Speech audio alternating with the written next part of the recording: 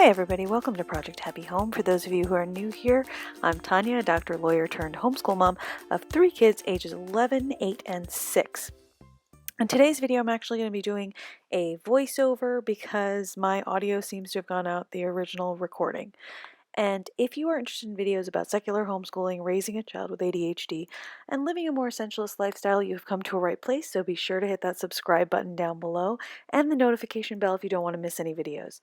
In today's video, I will be sharing with you Getty Dubay's Italic Handwriting Book A in the 4th edition. Now, I switched over to Getty Dubay from Handwriting Without Tears, not because I was particularly upset or unhappy with Handwriting Without Tears, but because I really think that adult handwriting doesn't look quite as rounded and straight as Handwriting Without Tears, and I prefer the look of Getty Dubay. I'd also heard good things about it from friends of mine, and so I just wanted to give it a try.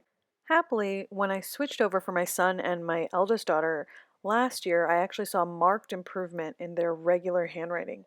Previously, when using Handwriting Without Tears, I had noticed that their handwriting was great in the book, but not so much when they were just writing things in their notebooks and stuff.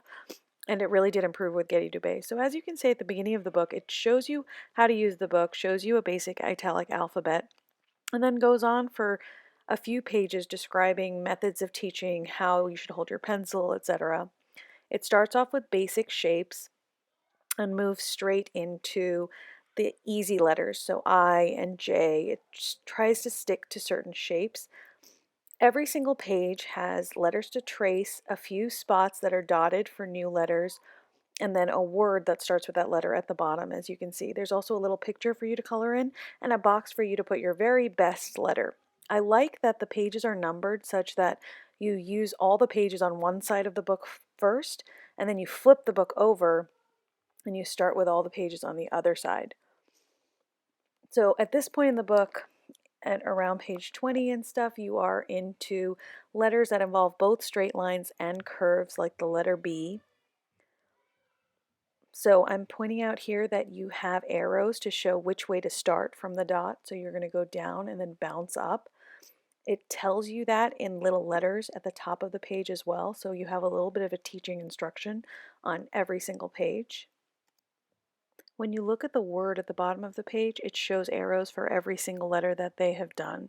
So you have a little bit of built-in review there where they know how to form each letter, even though it's tracing. Sometimes students will sort of bounce up at the wrong place, and I appreciate that review. After all the letters, you get to numbers practice. And when you finish one side of the book, you just flip it over and start the book again from the back.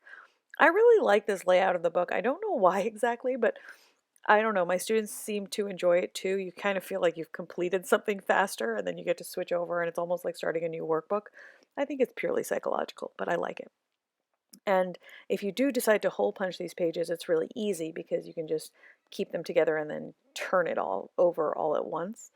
I like that they start practicing capitals now. So they went through at the beginning and did all your lowercase, then the numbers, and now you're working on capitals. So you see here they have the capital B. And every single letter has a little progression there of tracing. So you have a complete letter, less of the complete letter, and even less, and then the student does it on their own. That progression was something my kids really enjoyed. They felt very confident doing these pages on their own. When I tell somebody to pick up their Getty Dubay book and go ahead and work on it, there is no complaining or difficulty. It's a very low parent involvement book. The way it's structured is very instructionally minded, and it's laid out in a very instructional way. So it's a good book, especially if you have multiple kids, so that they can sort of handle things on their own. The numbers and the dotted letters really helps them feel confident as they go. So I am planning on working through the Getty Dubay series with all 3 of my children. I think my eldest is on book E. He sort of skipped the first few and it really did work out well. So if you're starting with an older child, I would kind of figure out on their website where you would place them and go ahead and get that level. They don't necessarily have to start with book A.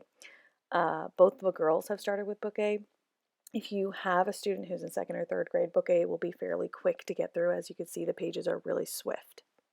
As my kids complete subsequent levels, I will be sharing them on the channel, so to be sure to subscribe if you want to see other levels. If there's one in particular you want to see sooner than the others, let me know and I will try to adjust my filming queue for that. As always, you guys, thank you so much for spending some of your time with me. I really do appreciate it, and I wish you guys the very best day.